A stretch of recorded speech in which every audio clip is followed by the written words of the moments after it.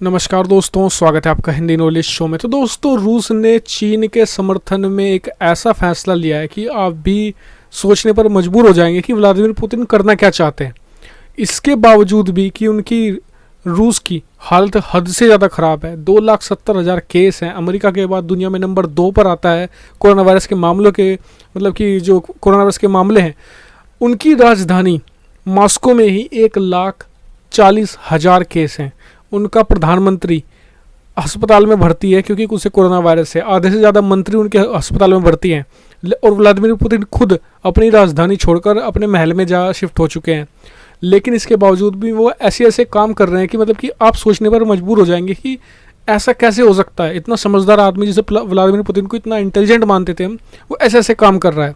मैं आपको बताता हूँ दरअसल हुआ क्या है।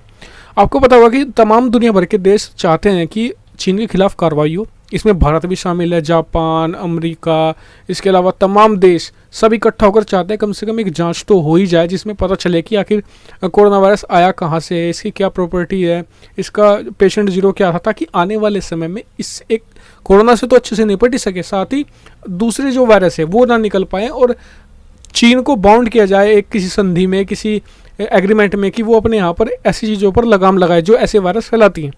लेकिन पुतिन है कि अकेले चीन को इस समय रूस से एकमात्र समर्थन मिल रहा है। उन्होंने अब क्या कहा है, अब रूस की तरफ से बयान आया है कि अगर कोई भी देश यहाँ पर चीन को मजबूर करेगा कि जी आप हम मतलब कि जांच करवाइए, हमारी जांच दल को अपने देश में एंट्री दीजिए, मतलब कि एक तरीके से किसी भी देश ने आरोप लगाया चीन पर कि आपने अपने लेबोरेटरी में ये वायरस बनाया है, जबकि सबको पता है कि वही बनाया है, तो हम उसी देश पर उल्टी जाँच कर देंगे शुरू।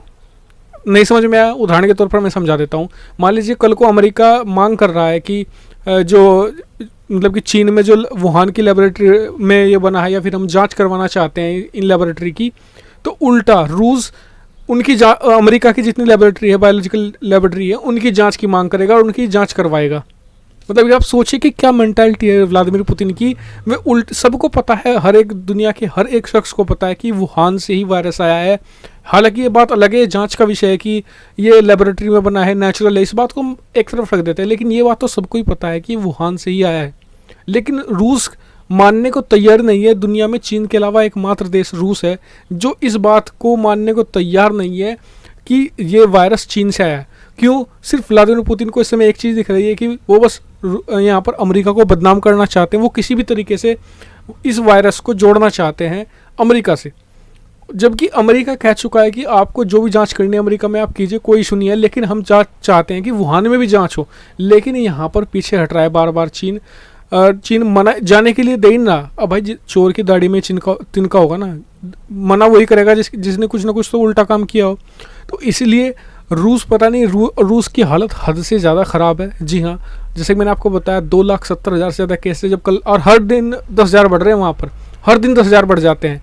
और रूस की आबादी 14 करोड़ है, भारत की आबादी 130 करोड़ है, 70 से 80,000 90,000 केस हैं। जबकि अमेरिका की बात करें, अमेरिका में रूस से ज़्यादा केस हैं, लेकिन अमेरिका की पॉपुलेशन भी 40 करोड़ के आसपास है। 40 करोड़ 14 करोड़ आप देखिए। और आने वाले समय में, और दिक्कत की बात रूस के लिए ये है, इकोनॉमी उसकी ख़राब है, उसके पास प्रॉपर इक्विपमेंट नहीं है जो कोरोना वायरस से लड़ सके।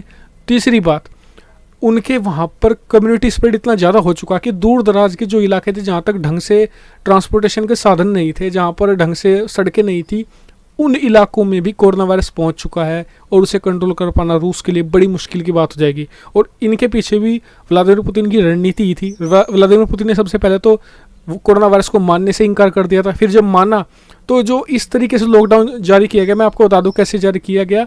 7 दिन की कहा गया कि आपकी सभी देश के लोगों की 7 दिन की पेड छुट्टी है, सरकार आपकी पेमेंट करेगी, 7 दिन की आपकी पेड छुट्टी है। लोगों ने समझा ये तो हॉलीडे है, सब पहुंच गए अपने अपने मतलब कि जो गांव में, असल में ऐसे कुछ होता है वहाँ पर, रिजॉर्ट बना लेते हैं लोग जंगलों में, मतलब कि एक साथ जब छुट्टी होती है तो शहरों से उन जगहों पर चले जाते हैं। इससे कम्युनिटी स्प्रेड और ज़्यादा बढ़ गया। और रूस यहाँ पर मतलब कि अपने यहाँ पर इस तरह से सुधारने के बजाय वर्ल्ड पॉलिटिक्स खेल रहा है और चीन को बचा रहा है। मैं कतई उम्मीद नहीं करता था कि व्लादिमीर पुतिन ऐसे बेवकूफ़ाना फैसले लेंगे। मैं व्लादिमीर पुतिन को अगर मैं अब से 6 महीने पहले बात करूँ तो वो बहुत ही इंटेलिजेंट व्यक्ति मानता था, दुनिया के टॉप लीडरशिप में से मानता था। लेकिन फिलहाल जो उनके कदम है, वो मुझे लगता है कि बहुत ज़्यादा गलत है। आपका इस पर क्या व्यू है, कमेंट करके जरूर बताएगा। साथ ही चैनल को सब्सक्राइब कर लेना, क्योंकि बहुत सारी न्यूज़ आने वाली है डिफेंस, फॉरेन पॉलिसी और फाइनेंस रिलेटेड। और साथ ही इंस्टाग्राम पर भी आप मुझे फॉलो कर सकते हैं, डिस्क्रिप्शन में लिंक दे दिया है। Thank you for watching video, keep subscribe, keep share, keep support.